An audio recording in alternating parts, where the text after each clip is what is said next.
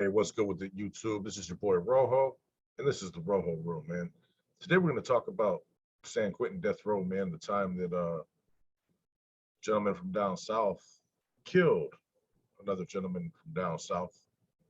I'm not going to say they're South Side or Serranos. I'm not going to say none of that because I don't know. However, this happened on death row, man, which is pretty rare. You know that there's an inmate killing on the road. It's only happened a few times that I know of. But we'll get right to it, man. This is actually from the Atlanta Journal Constitution.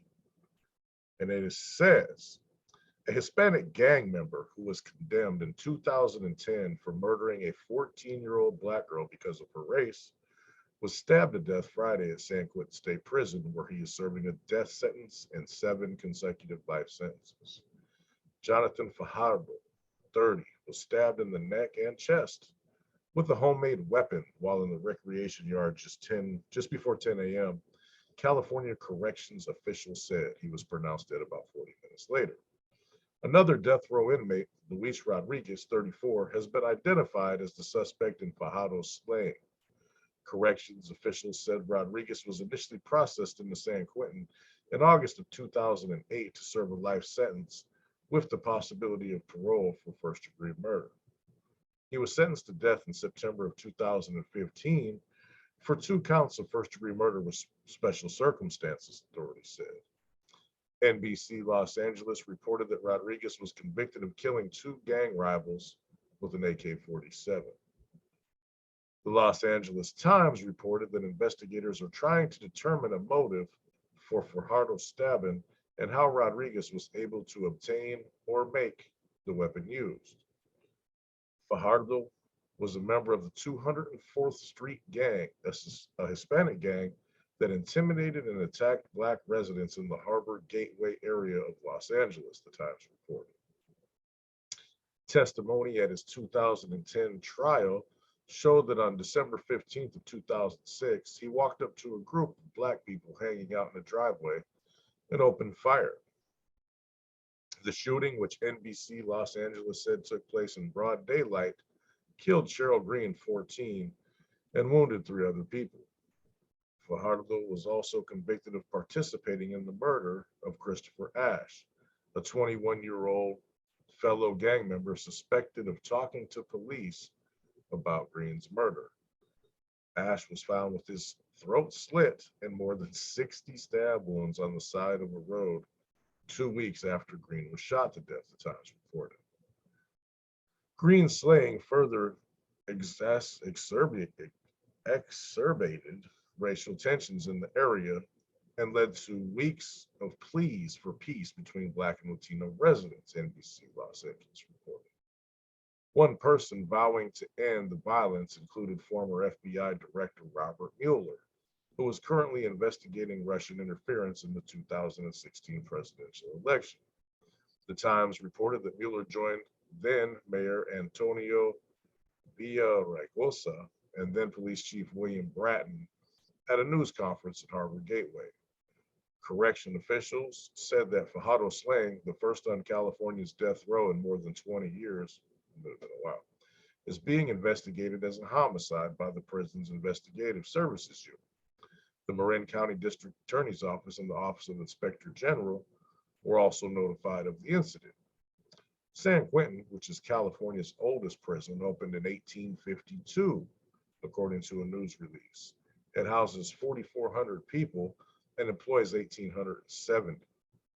Since California reinstated capital punishment in 1978, 78 death row inmates have died of natural causes, 25 have taken their own lives, and 15 have been executed, and 10 have died of other causes.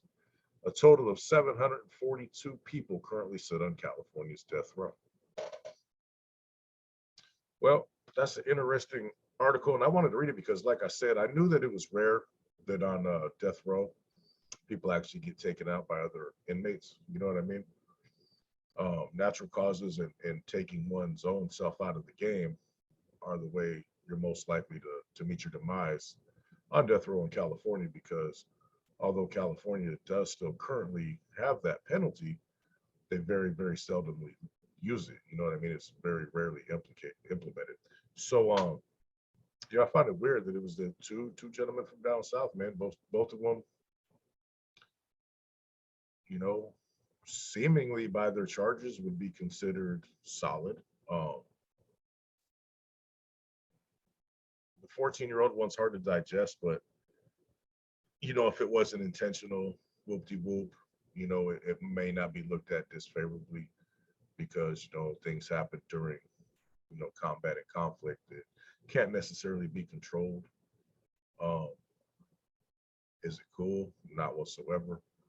But things happen in that lifestyle.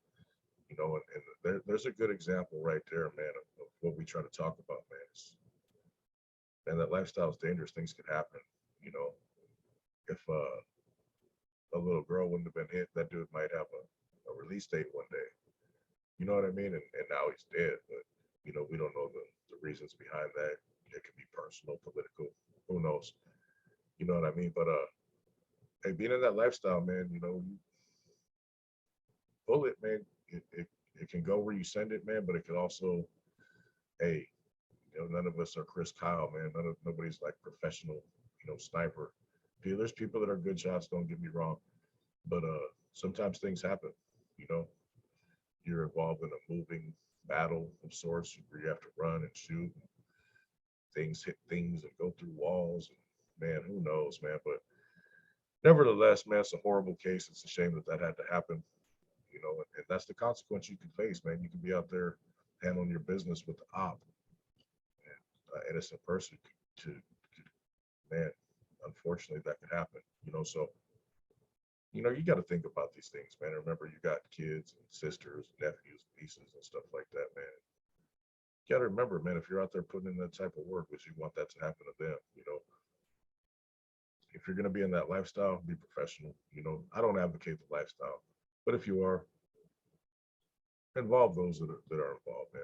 Be careful with the innocents, the civilians, the innocent bystanders.